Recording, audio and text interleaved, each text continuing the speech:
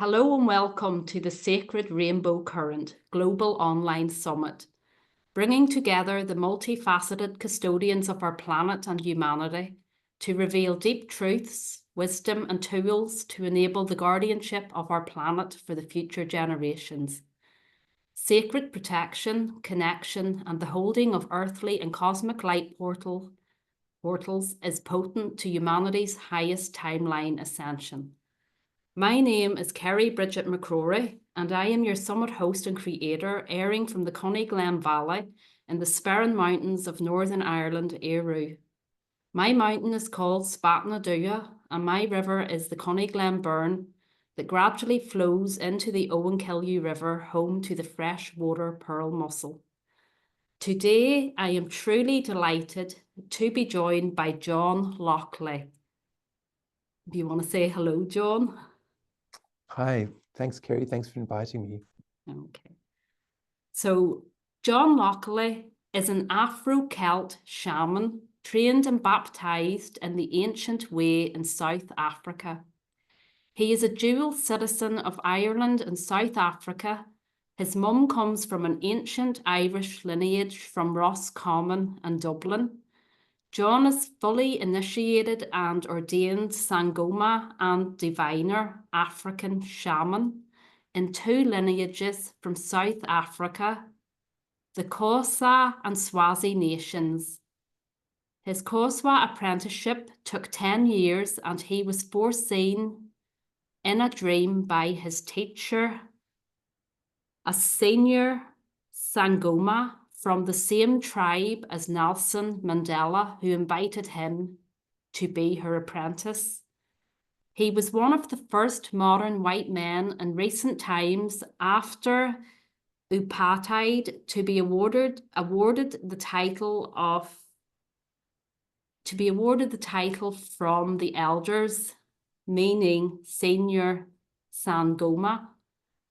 John has pioneered the bridge between modern Western psychology and traditional South African healing.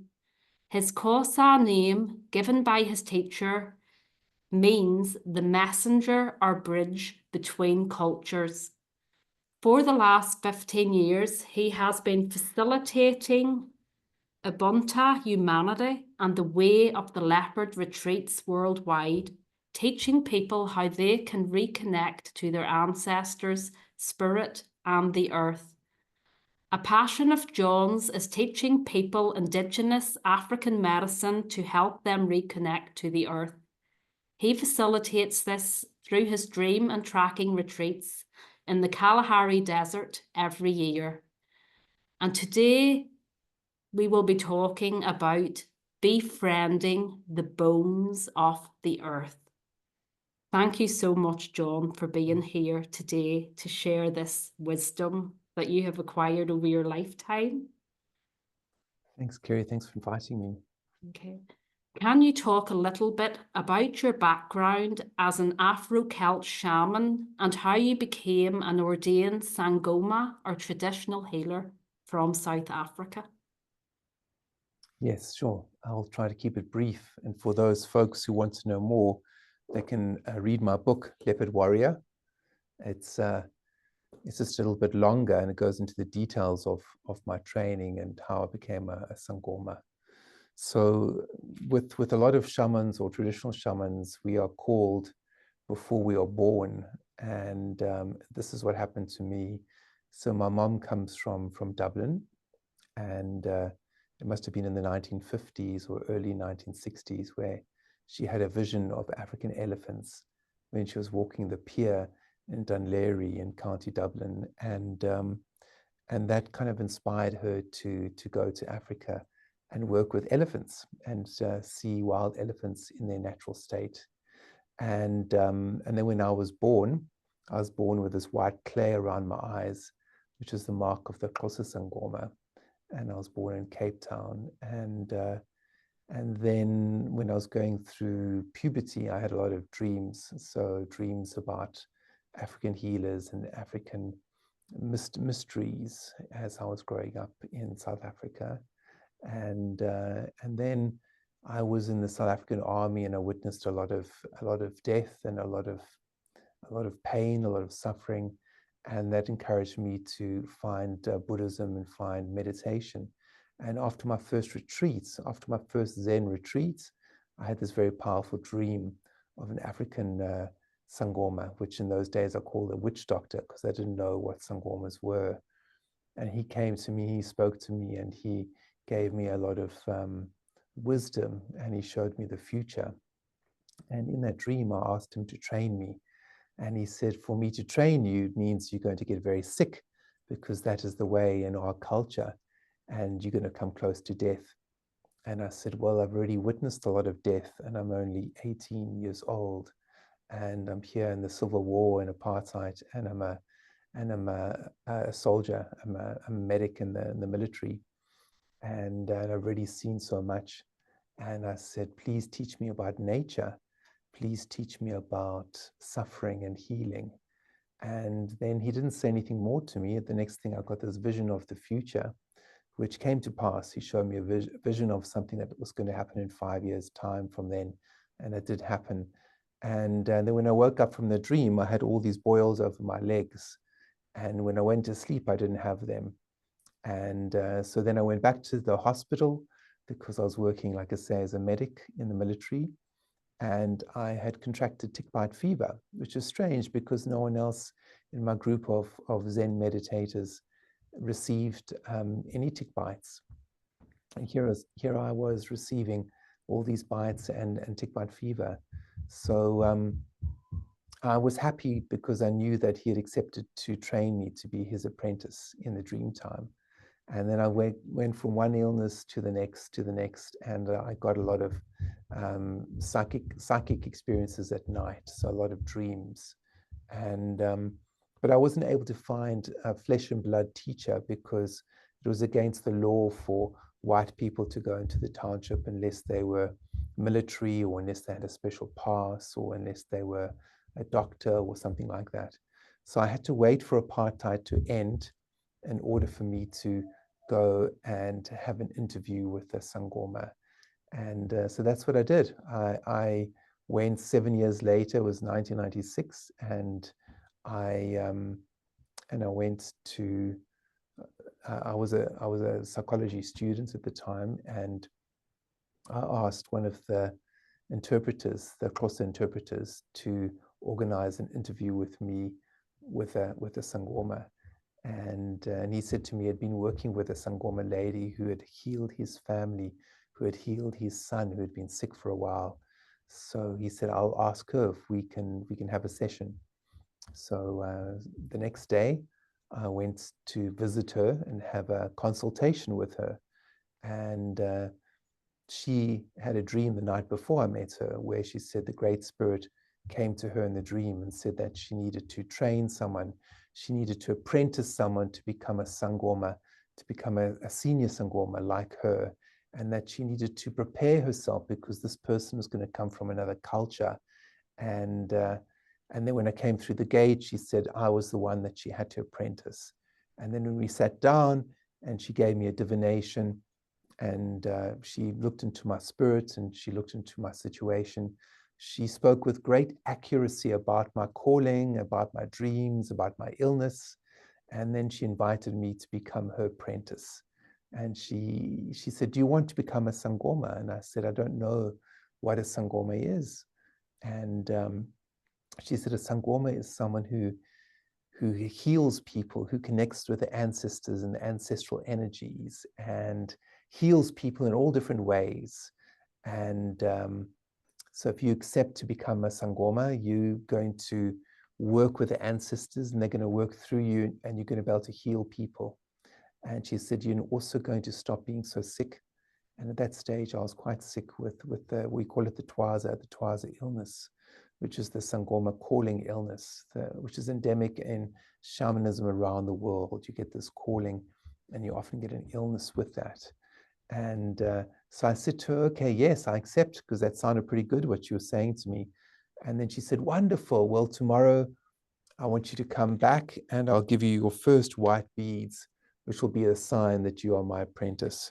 So I went back the next day, and she gave me the beads. And then that was the beginning of a very, very powerful and very life-changing 10-year apprenticeship. Yeah. And you were such a young man when you were first initiated into all this. I find that very fascinating that you were so young. And even at the beginning that you commented, even as a young man, you had seen so much death, and you were 18, did you say? Yes, well, I was in the South African military, and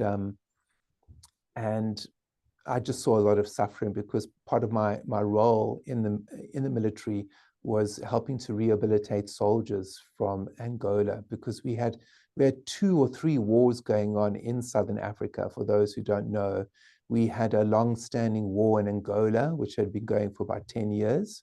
And then there was the civil war in South Africa, which a lot of people know as apartheid. And then there was some regional conflicts, like there was war also in Zimbabwe.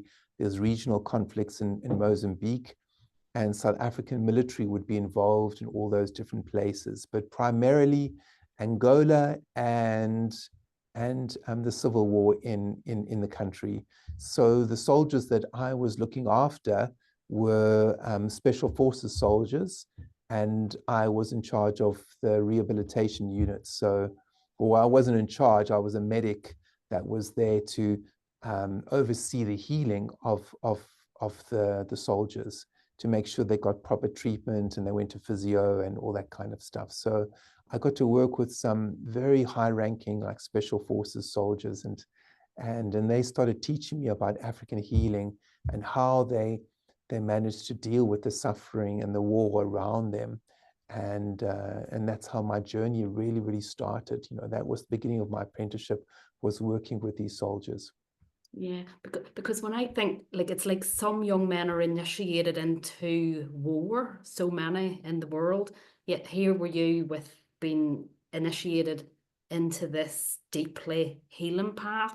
That was your calling from the very, very beginning. Yes, yes.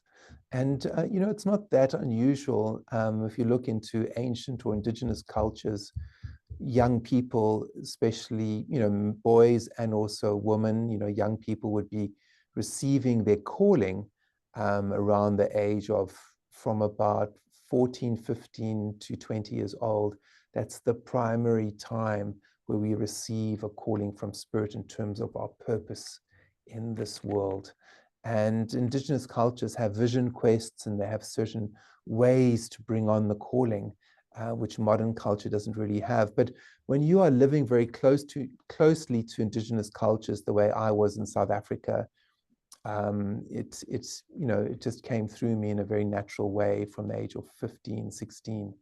And in some ways, I feel, you know, back to the Afro-Celt shaman piece.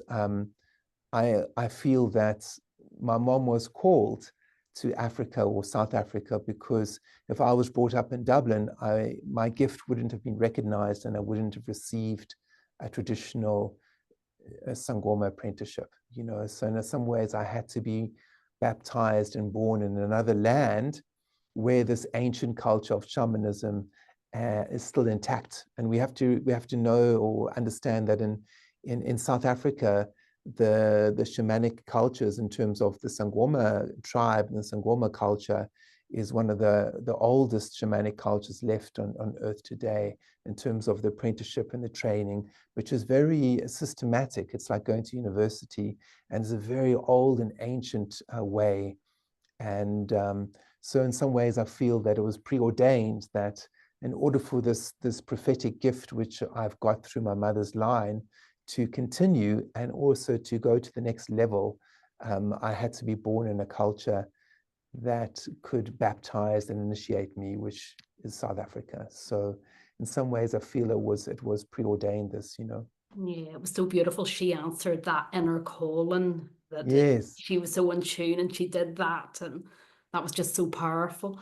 Now, nowadays, people are very interested in traditional shamanism and working with Indigenous communities. What are some of the main teachings you have learned from working alongside Indigenous shamans in South Africa? Well, there's many teachings, but one of the biggest teachings you could say is respect for the sacred and respect for the elders. And what does that mean, that respect for the elders and respect for the sacred? Well, often it means having to be very patient, having to slow down, having to listen. And respect for the elders is ingrained in the apprenticeship to become a Sangoma. And respect does not mean being obsequious, does not mean groveling. Respect is about, listening to the elders, and no matter how psychic you are as an apprentice, listening to the elders. And for us, that practice of listening and that practice of during the apprenticeship years, we had to be on our knees. So when you're approaching the elders, you often go down on your knees, and there's this process of humbling yourself, and there's this process of allowing the ego to disintegrate. And so this is the difference between like an indigenous culture and a modern world, where in the modern world it's all about I am this, like social media, I am wonderful, I am this, look at me, follow me, look how wonderful I am. That's very much a modern trend. And but when you look at indigenous cultures, it's not about me, it's about us. It's not about how great I am, it's about all of us. What can we do? So there's more of an interconnectivity with indigenous cultures and more of an awareness of interconnectivity. So in South Africa, we speak about Ubuntu. Ubuntu means humanity. And when you are baptized and initiated as a Sangoma, you are taught through transmission and through the apprenticeship process, you are taught what we call Ubuntu, Ubunzulu, which means the depth of humanity teachings. And what that says is that we all have red blood. And what it also says is that we're all related in some ways. And there's an emphasis on listening to your dreams, on listening to the messages of your own ancestors, and listening to the elders. Elders are the older people in the community, where you give them space. So if they are slow and they're walking along the road, you don't just barge through them. You let them walk in front of you, and then you ask them if you can help them. Just basic manners. But someone, when they become an elder in the tradition, it doesn't just mean an elder because they are 60 years old and up. An elder is often someone who has received some kind of spiritual attainment. And that spiritual attainment is witnessed because they have certain dreams, which they will share with the Sangoma or with the medicine person. And then there'll be a ceremony to witness their attainment, to show that they have connected to the ancestral or spirit world. And then they are baptized in a particular way. And after that, they are an elder. And then they also wear white beads. Sometimes at ceremony, you'll see them with white beads. And that's a sign that they are an elder in the tradition. And then we have Sangoma elders, who are Sangomas like myself, and then they have attained eldership as medicine people. So that indigenous way is very important, because it's about listening, it's about humility, it's about mutual respect, and it's about giving something to our ancestors and to those spirit forefathers that created the human race, and giving it to them with respect and with humility and with love. So there's a lot to be learned in the indigenous way. And when I talk about the differences between the indigenous and the modern world, I don't want to be disparaging either, because there's a lot that the modern world can teach indigenous people also. However, as human beings, we are being called nowadays to balance ourselves, which means to learn from indigenous, our indigenous brothers and sisters, and learn about that connection to the earth and to these old ways. Yeah. And it's, the community, what I would notice about Indigenous tribes, the community spirit is so high. And it sort of feels sometimes in our world that we live in an isolated world, that we're not as community orientated, that it's such a great loss to us. Well, it used to be, in Ireland. I used to visit my grandmother, in the 70s, and that was when Ireland was poor. And there's something about poverty that brings togetherness, something about poverty that brings people helping each other. And I remember the connections with my relatives and my cousins, and everyone was very close. And then Ireland, as it became wealthier, that closeness started to fade a bit because people got so busy and there was just no time. So there's something about that we give for material wealth. Material wealth brings comfort in some ways, but we have to also be careful that it doesn't damage community spirit. So that's one thing that Indigenous cultures will have often. They'll have incredible spiritual abundance and spiritual wealth. And often there's also material poverty. So there's this incredible dichotomy and juggle between material poverty and spiritual wealth. So in my communities in South Africa that I work with in the Eastern Cape, I've been working with my Sangoma communities now for over 25 years. And I've seen so much, I've learned so much. But there is a constant juggle between the material poverty which they experience on a day-to-day basis, and then at the same time having incredible dreams and incredible spiritual wealth.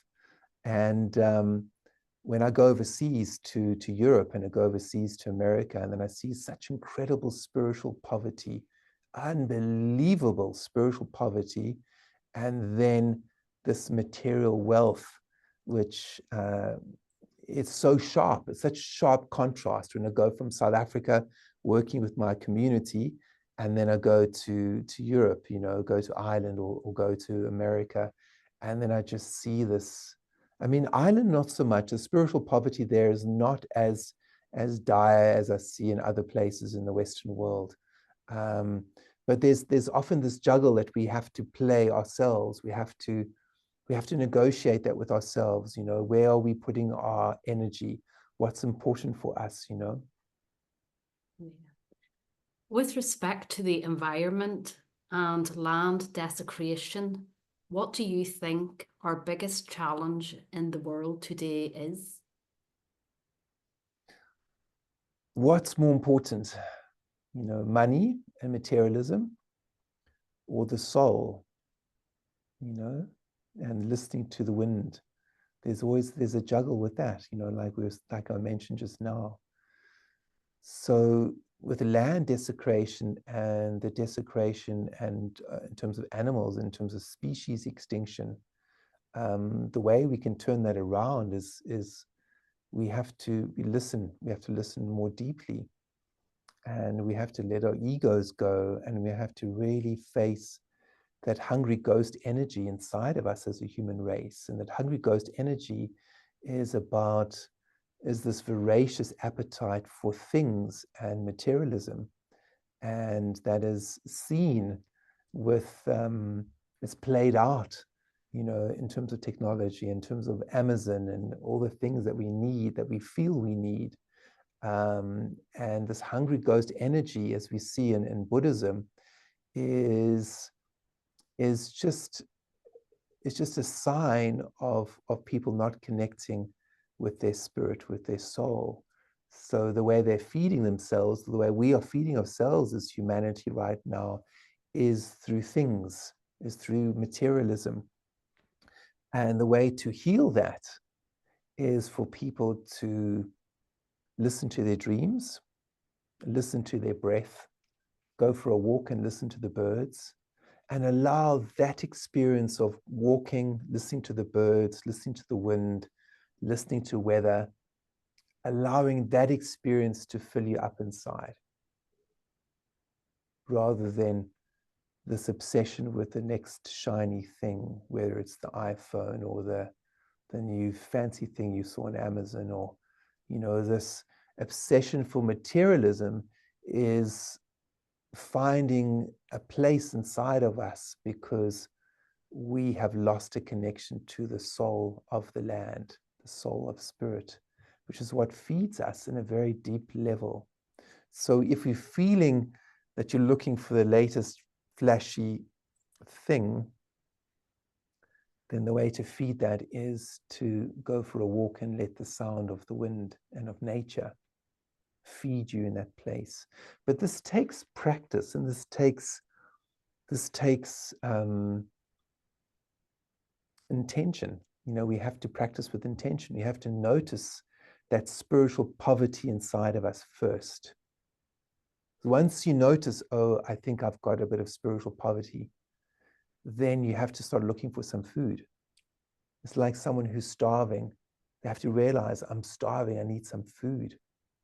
So that food of spirit is that food of listening to the wind, listening to your soul, listening to your dreams, listening to the land. And when that starts to take on, then there is hope for the land.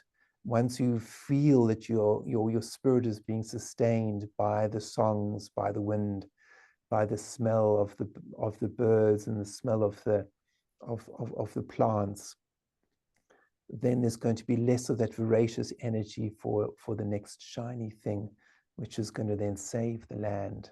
Yeah, and the hungry ghost, I suppose, for a lot of people, it's maybe not the shiny thing, it's the thing that de-shines, it's the addictions, and the, you know, their hungry ghost is feeding addictions for a lot of people, but it's the same medicine, isn't it? To connect Yes. nature. And what feeds the hungry ghost is distraction.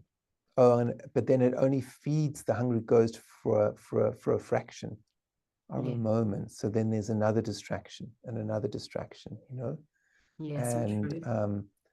And then you get a little bit of a hit of endorphins, you know, like you do on these screens with our iPhones and smartphones. And it's designed, you know, to give you like a very quick fix. So it's feeding that part of us which has got that hungry ghost energy. But, you know, I'm not saying technology is wrong either, because smartphones and technology can be very helpful for people. But we are in charge of that. So if you're noticing that you're getting a bit obsessed with it, or it's feeding you in an unnatural way, or in a way that is making you a little bit more addictive, then you have to stop that. You have to be aware of it, because that can feed that hungry ghost energy inside of you. So nowadays, humanity is in the throes of the hungry ghost, you could say. And yeah, there's individuals who aren't, of course, but by and large, there's this hungry ghost energy that is being demonstrated by the way human beings are behaving in terms of plundering and taking natural resources, and the way we are treating the environment. And the way to heal that is on an individual basis. So as people listen to what we are talking about now, as we meditate together, as we feel we might have some of this hungry ghost energy, and we need to listen to the land and listen to our dreams. As you start to treat it on an individual basis from person to person, then this is how we change the culture, and this is how we change humanity. Yeah. What does it mean to befriend the bones of the earth? What would be the most important step, the first step that we should take or could take? So to befriend the bones, it's a very old African way to befriend the bones. So to befriend the bones means to befriend our own ancestors. And this is also a great antidote to hungry ghost energy. So to befriend our own ancestors means to honor where you come from, to honor your mother's people, and honor your father's people. Honor those wisdom keepers that created you. And as you do that, you start to access the energy of humility. you start to access the energy of respect. You start to access the energy of listening to the stories of the old people, of your own family. And when that starts to happen, then you slow down, and there's a namaste, there's a bowing to our ancestors, which then starts to create grace, starts to create humility, and then that is the energy that can help save this world. And I've got the elephants behind me here because the elephants are a great reminder of the power of nature, of the beauty of nature, of the power of the land, and of the beauty of the land. And also, elephants demonstrate the importance of remembering our dead, remembering our bones, because elephants remember their dead. And elephants are very similar to human beings in some ways. In fact, in my culture as a Sangoma, we are also known as Abantu Bandlovu, which means the people of the elephant. Sangomas are known as the elephant people because we communicate telepathically with our third eye. Elephants communicate telepathically with their third eye. We communicate through our feet in the trance dance. And as we connect with the earth and the bones of the earth through our feet, we go into trance and we connect to the spirit world and the dream time. Elephants connect and communicate subsonically through their feet. And as they do that, they harmonize the vibrations of the earth, and they harmonize their relationship with other creatures, and they communicate interspeciesly between other species. So human beings are the same. We communicate through our feet, we communicate with our third eye. We just need to turn this energy on. And to do that requires some training in mindfulness, of listening, putting your ego aside, honoring your bones, honoring your ancestors. So my journey in going to Ireland and living in Ireland started with when I was very young. I always said to my mom I wanted to go back to Ireland. I have dual citizenship, so I'm Irish and I'm South African. And but in terms of the conversation of medicine and sangomas, something very powerful happened to me when my teacher, Mam Gwevu, invited me to be her apprentice. Within a few months, I received some very powerful dreams of my own ancestors in Ireland.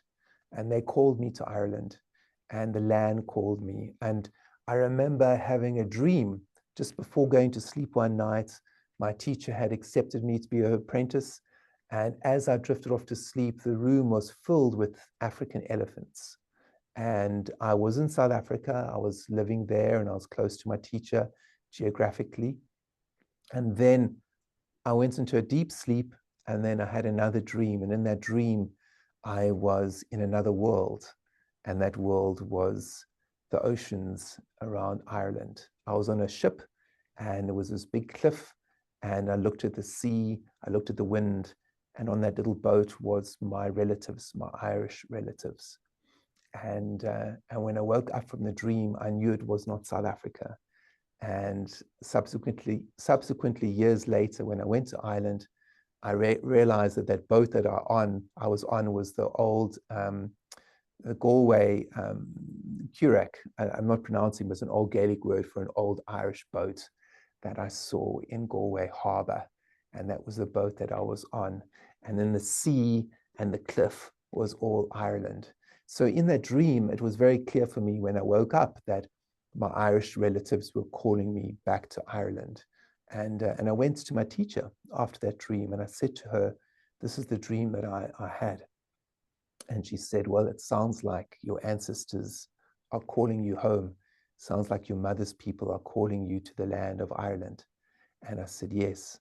And then I had her permission to go. So I went to Ireland and I lived there, and I befriended the songs. I learned the songs of my mother's people, the Irish songs in Gaelic. And this is what opened me up to befriend my own bones, my own consciousness. And so then my journey was moving between Ireland and South Africa for a number of years, because the songs of my people are not just Xhosa songs. The songs of my people are Irish songs. The songs of my people are English songs. So I had to, through my apprenticeship, befriend the bones of my own people. And as I befriended my ancestors, I also befriended the land and the spirits of the land. So it's a big job to become a human being. In the Xhosa world, in the Sangoma world, we say that people are born human, but then they have to make a decision to become human. To become human means you have to befriend your ancestors. You have to befriend the land that you're on. You have to listen to your dreams. You have to befriend your shadow. You have to listen to the hungry ghost and energy inside of you, and then do something about it. That is being a human being. So my elders would say to me, many people are born human, but we have to learn, we have to make a decision to whether we want to become human or not. And that's the journey of Ubuntu. Yeah. And by you sharing all that, John, it's like there's something about how I don't know, just how immense and beautiful we are as human beings to be all of these parts of ourselves. There's, Nelson Mandela, who's a Xhosa man, who was a Xhosa man, and also from the same part of the country that I was brought up in the Eastern Cape. Nelson Mandela said, the greatest fear people have is the fear of their own power. So we have a lot of responsibility as human beings. Our responsibility is first to ourselves and the breath inside of you, and to feeding and clothing your body. And then the next responsibility we have is honoring our own bones, honoring our own ancestors. And then the next responsibility, obviously, is also looking after your family if you've got children. But if you don't have children, you have elders. If you don't have elders, you do have ancestors. And that is a responsibility for us to tend to the dead. And people forget that in the modern world. So that's another big difference between Indigenous and the modern world. Generally, Indigenous culture, they tend their dead. So you look at Mexico, they have the Day of the Dead in Mexico, and it's a beautiful culture. It's a beautiful culture. And generally in Ireland, Ireland has a very old Indigenous spirit, and it's one of the last of the European nations to become modernized. And so saying that, a lot of people still have Indigenous dreams in Ireland, and there's still a remembrance of the dead in Ireland. I noticed that with my time living there and doing ceremonies and seeing clients and listening to people's stories. That's a wonderful thing in Ireland, and I hope people keep remembering their dead and keep remembering their ancestors. Yeah, they have the Samian, the beginning of the Celtic New Year, and that's beautiful because like it begins, like you say, with the bones of where we come from. Yeah. Once something is appreciated, then the life story and magic can emanate from it. So it's a bit like this thing, which is a Tibetan bowl. It's just a thing, right? But once I appreciate it, and I actually bought this Tibetan bowl in Ireland. I bought it in Dunleary, close to where my mother had her vision, and because I lived in that area for a few years. And anyway, so this is just a thing that could be thrown aside. But when you appreciate it and you explore it, it starts to sing its song. And that's the same with the land. You can pick up a stone from the land, and you can rub it, and you can hit it, and you can feel it, and you can feel the song of the land through that stone. So in my journeys around Ireland, I used to live in Galway, and I used to love going up the coastline to Listonvana, and there's a very, very old coastline there, and the landscape is very it's very sparse and very ancient. So there'd be the Barren Peninsula. I used to love going out to the Barren Peninsula and feeling that the rocks and the stones that had a song inside of them that was beyond words. But when you listen carefully and you put your hand on the land and you listen to the sound of the sea and you listen to the sound of the wind, the stones start to sing to you. And for those folks who listen to me now, if you want to know more, you can read John O'Donoghue. Yeah. John O'Donoghue lived in that area, and I just saw him at a cafe briefly. I was introduced through a friend, just very briefly, but that's where he was living, in the Barren Peninsula, in Listonvana, in that area. And you can see the poetry and the beauty of his words, and it would be very clear that the land is speaking. Yeah. He's very much a blessing to the land, and you're a blessing Yes. to the land too, John. We're so glad to have you to be part of what's here. Okay. So you lead retreats every year in the Kalahari Desert and the Okavango Delta, and your retreats are called Dreams and Tracking in the Kalahari Desert. So what is your inspiration behind this soulful pilgrimage that you do with people in Africa? So it came to me once I finished my book, Leopard Warrior. You know, once I finished the book, if you get to read the book, or people get to read it, they will see that I'm following a leopard. You know, I'm actually following a leopard in the story. And then in real life, the leopard came to me, you know, and I had this feeling about bringing modern people to Africa to teach them indigenous African technology. You know, what I'm talking about today, teaching people how to connect to the land, how to connect to ancestors, how to connect to animal communication and mental telepathy, how to connect to the plants. And then I thought, well, I spoke to a friend of mine, and I said to him, I want to bring people to Africa. And that friend of mine has actually suddenly become quite famous. He's Craig Foster, who did this incredible movie on the octopus. And while I was writing my book, Craig was like, we need to let people know that the animals are the masters.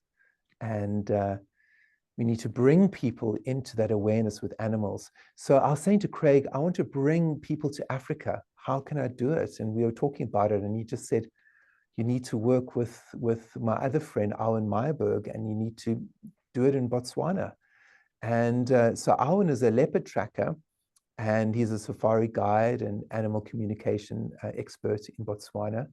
And Owen and I got into contact, and then Owen said, well, I work with this one particular leopard, this wild leopard. And he was talking to me about some of these experiences. And then he said, okay, I like your idea about these retreats. I'll get back to you. And then I was on a book tour in Montreal, and he contacted me, and he just said that he'd had a sighting with Matsebe, this wild leopard. And he had spoken to her, you know, via mental telepathy. And then he said he wanted to speak to me about this experience as soon as possible. So we spoke on the phone, on WhatsApp. And then he said to me, when he had this experience with Matsebe, this wild leopard, he asked her about me and about working with me. And he said to me that she said to him that he needed to invite me to Botswana as soon as possible, and that she wanted to download sacred information to me, and that I needed to get there as soon as I could. And if you meet Owen, you'll find, wow, because he's not hippie at all. He's a man of the earth. He doesn't talk about spiritual things rarely. He's very hands-on, you know. And so when he spoke to me like this, I tell you, I paid attention, because it was like another whole kind of Owen that was coming through. And And he just said to me, when can you get here? And I said, well, I can get here in February, you know. And he said, great, well, you can stay as long as you like, and we're going to go and see if we can find matsebe in the bush. So that's what we did. We had this incredible experience, and I went searching for matsebe in the bush. And sadly, she died just before I got there. But I managed to connect with her daughter. We found her daughter in the bush. And so there's been quite a journey for me connecting to the bush, connecting to the leopard. And what I do with these retreats is I bring people into the Kalahari Desert and I lead them on retreat for 7 days. 7 days and 7 nights, I teach them these ancient ways of tracking, of inner tracking, which involves animal communication, and it involves listening to your dreams and your ancestors and the land. And so I worked with inner tracking, and then Arwen Meyerberg, my colleague, teaches people outer tracking skills to do with animal communication, interspecies communication, and working and following the tracks in the sand, following the animals. So he teaches that, and we've had incredible retreats over the last few years, and we also go to the Okavango Delta, and we teach people in the Okavango, and we follow the elephants. So this image behind us is from the Okavango Delta when we were walking. We weren't walking, sorry, we were in a Jeep, and we were engaging with the elephants. And it's a life-changing retreat, and it's a pilgrimage, and it's about learning these ancient African skills of tracking and spirit. And in so doing, helping people bring this energy to wherever they're from in the world, whether it's New York City, London, Dublin, wherever they're from, bringing these skills of the human spirit and of tracking. And that's a great antidote to hungry ghost energy and species extinction.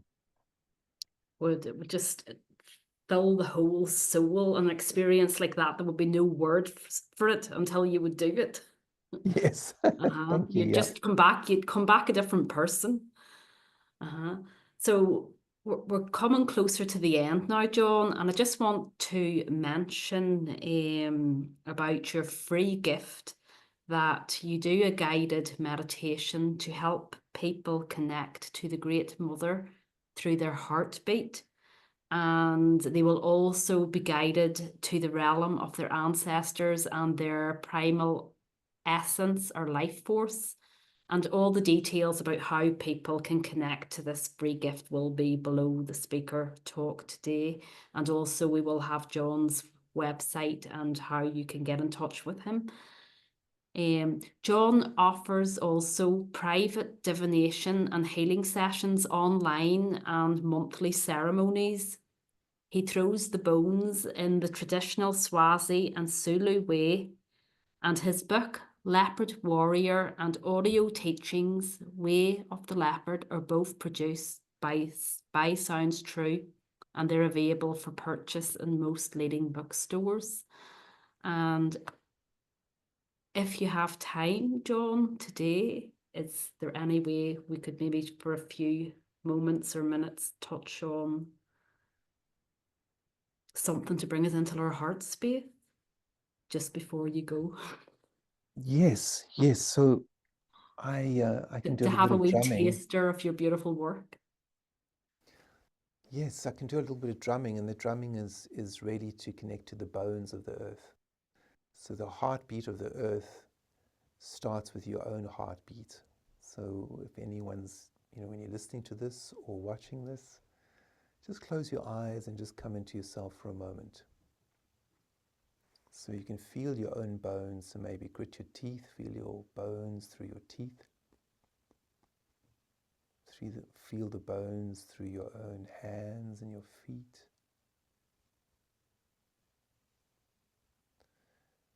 And then feel your own heartbeat that brings the aliveness to your own bones.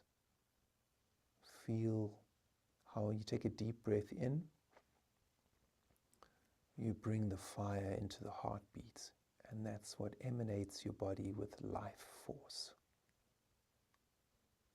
Your body is emanating life force because of the breath that you take in, and then that combusts and fires up your heart. And so you are alive. So feel the magic of being alive. Feel the magic of your own breath. Feel the magic of your own heartbeat as it pulses and connects to the blood that moves through you. Feel your own bones as it's enlivened by your pulse and your heartbeat.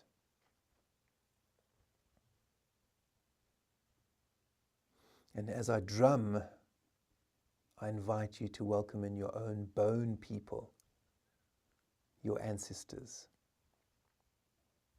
And it doesn't matter whether you like your ancestors or not.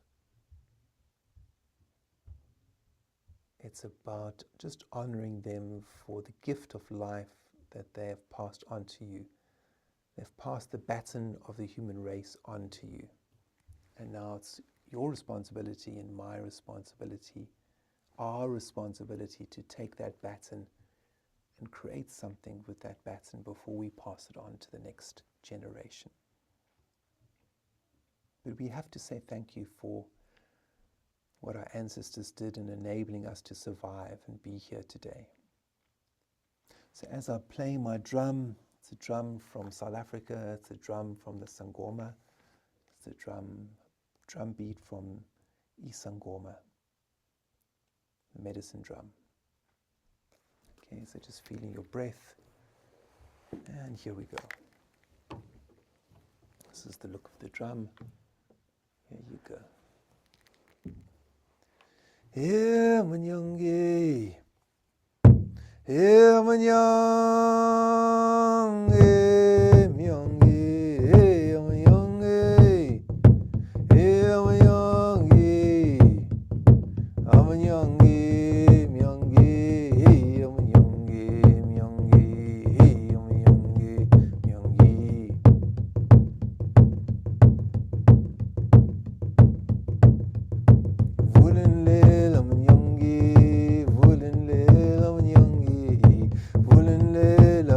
Bambo, volenle la bazali bambo, volenle la manyangi, volenle la manyangi, volenle la bazali bambo, volenle la bazali bambo. Woza, woza moya, woza, woza moya, woza, woza moya, woza, woza moya. Volenle la bazali bambo. La bazali bambo, volenle la bazali bambo, volenle la bazali bambo. Woza moya, woza, woza moya, woza. Woza ni mama wam, woza ni mama wamo, woza ni mama wamo, woza ni wama wamo. Oh woza, woza, woza. Wozani mama wamo, wozani mama wamo, wozani mama wamo, wozani mama wamo. Oh myangi, myangi, oh myangi, myangi. Volenle la bazali bamo, volenle la bazali bamo, volenle la bazali bamo, volenle la bazali bamo. Woza, woza, woza, wozani mama wamo, wozani mama wamo, woza, woza, woza, woza, woza moya, woza, woza, woza, woza, woza moya.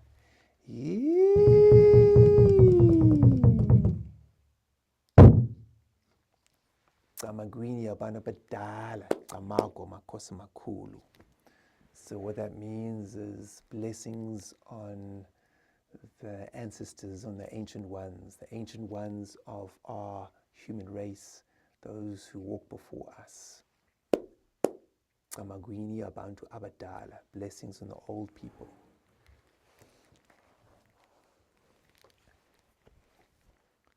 Thank you, John. Just thank you for creating that beautiful, holy space. It's lovely. Thank you so much. Thank you for being with us today. Thank you. Thank you. And thank you to all our listeners. Yeah, thank you very much, everyone, for listening. Thank you so much.